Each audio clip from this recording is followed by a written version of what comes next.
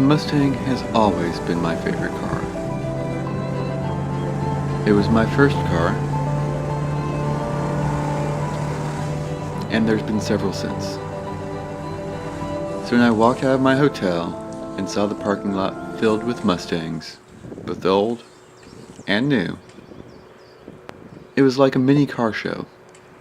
Classic Cobras and new Celines. Each were part of a group headed to Charlotte for the 50th anniversary birthday celebration.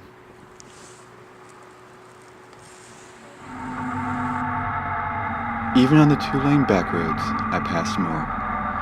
Part of me wanted to change my route and follow them, but I already had plans. This was a cross-country road trip, not a car show.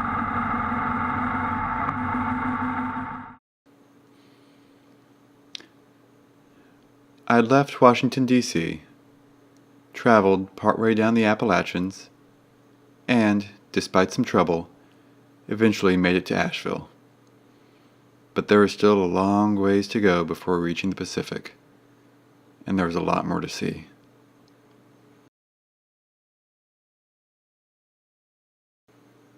That was partly why I chose to take the Cherahalla Skyway instead of the Trail of the Dragon, the road that most other riders took.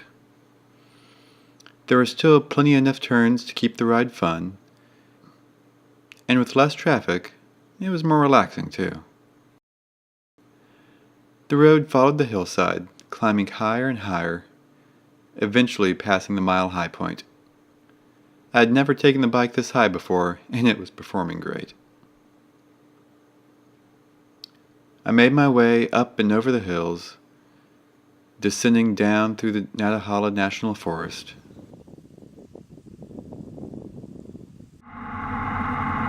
Soon, the road started following the Tahlequah River, and with the midday sun shining on the blooming trees, I kind of wanted to stop and take in the springtime scene. But I was behind schedule, and the only way to make up the extra day I had spent in Asheville would be to hop on the interstate for the rest of the day. This finally began to feel like an epic road trip, and not just a weekend outing.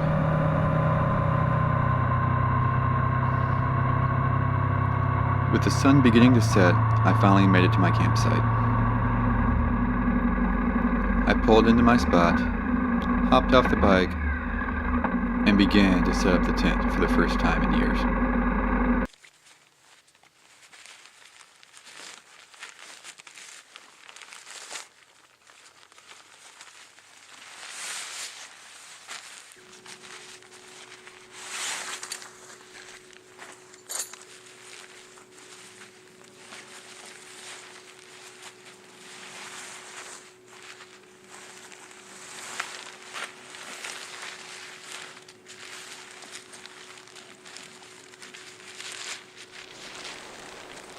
But eventually this camp was made, and I settled in for the night.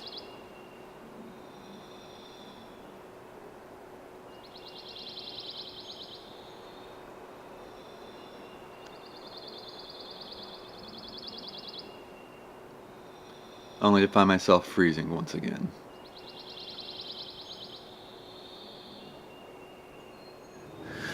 It's cold. I think it's like 39 degrees right now. I'm a little frozen, but at least I got my heated gear. Oh, shirt, awesome.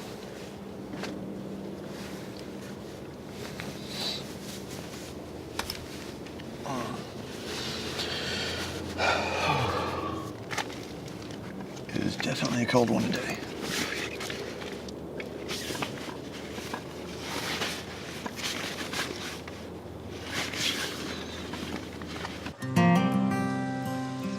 With new days ahead, I took my way down the Mississippi back roads, from one small town to another.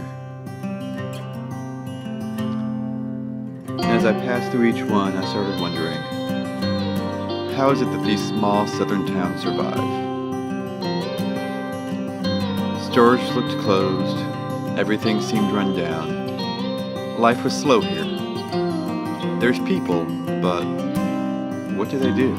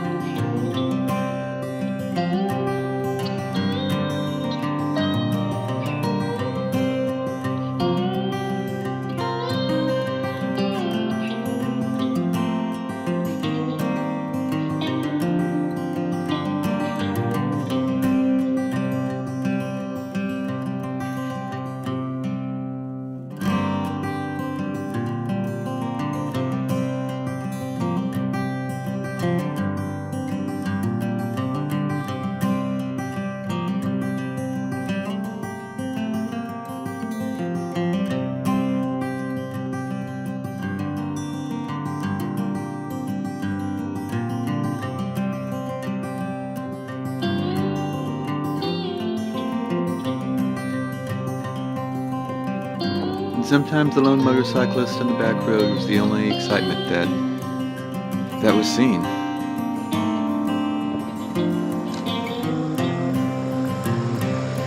Yet these shots take up a surprising amount of time, especially when you're on your own.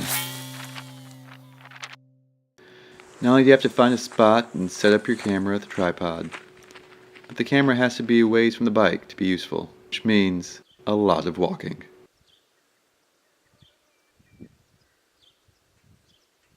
And in full gear, too, if only just so it's faster to get on the bike and start moving again.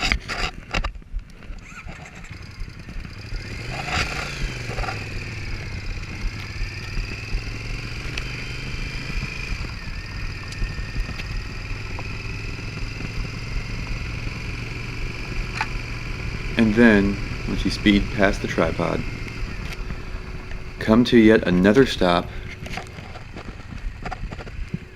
hop off the bike, go grab the camera once again, and repack everything. It's a time-consuming ordeal, but it does make for great footage.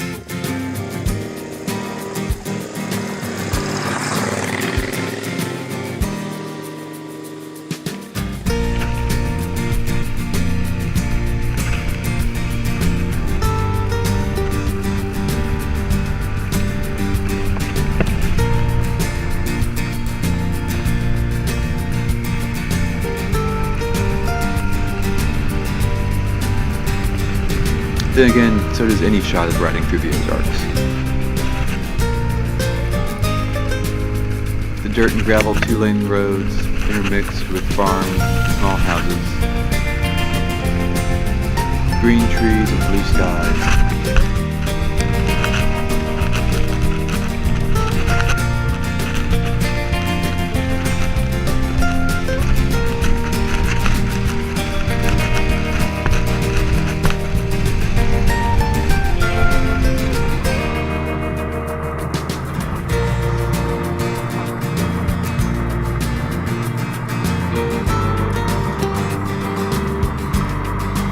I was enjoying myself.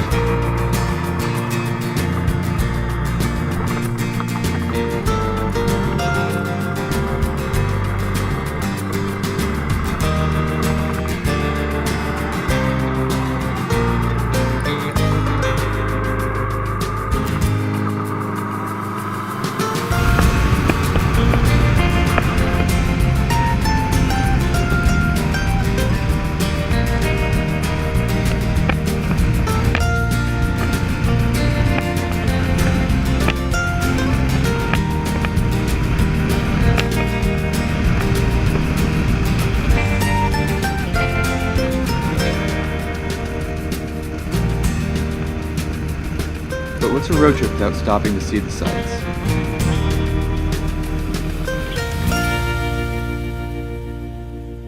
And during the planning, I found something out here in the middle of nowhere that I thought might be interesting to see.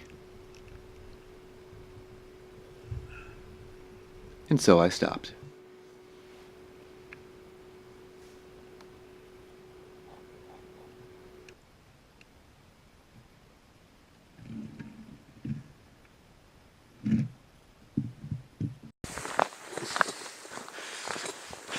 So I've reached my second destination, my little sightseeing trip.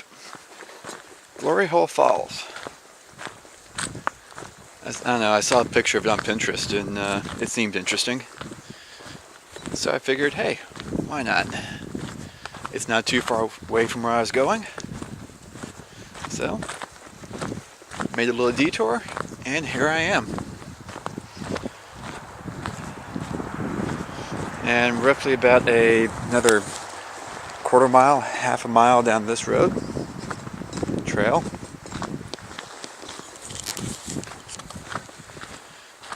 And I should be there. This really isn't the best gear for hiking. But hey, it works.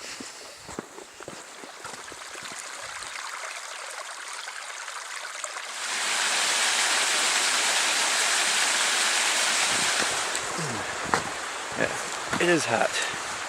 Too hot to be doing stuff like this in a full motorcycle get up. So, yeah. Disrobe next time.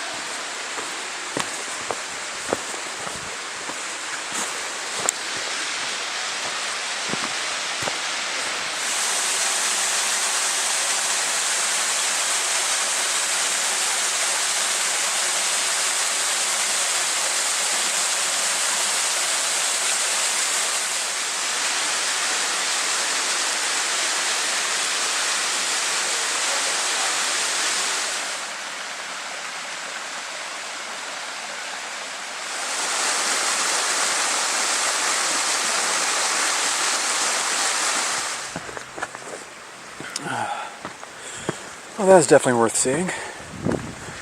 But now, I've got half a mile and 300 feet to hike in full motorcycle gear.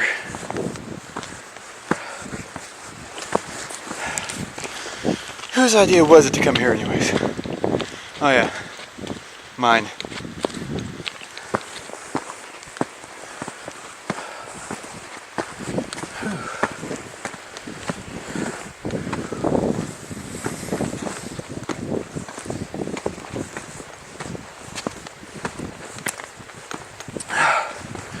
Good water.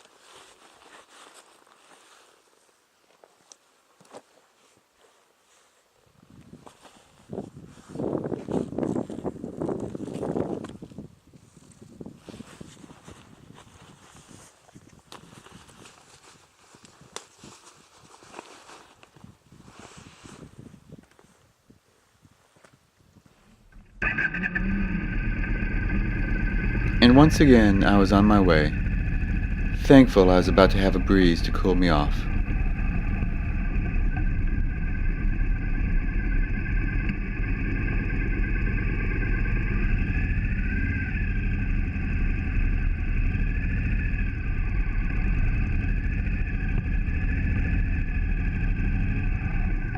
As I got back on the road and started making my way towards the Oklahoma border, I could feel just how far I had come. And I don't mean just in the distance I've traveled. I was becoming comfortable with the new lifestyle of being on the road. Even finding campsites had become second nature to me, and I looked forward to what lay ahead.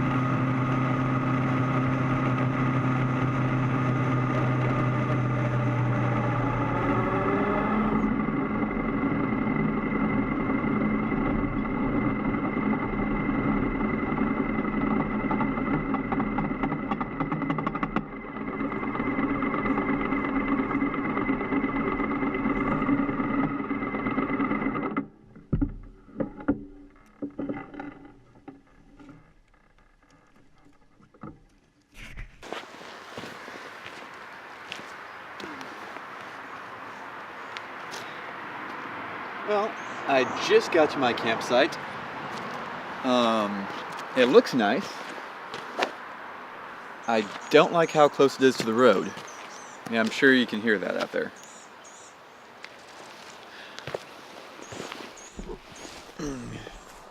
That's the road.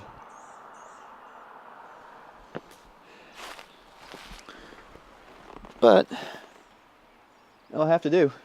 It's free. You can't argue with that.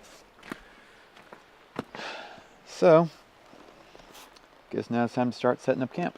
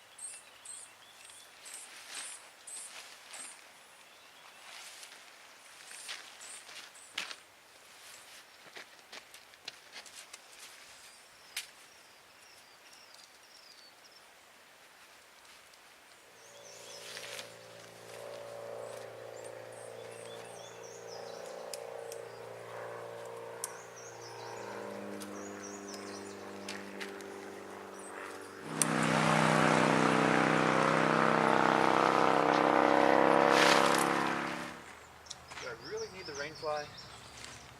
No, because it's not going to rain. But it will be a little bit more private.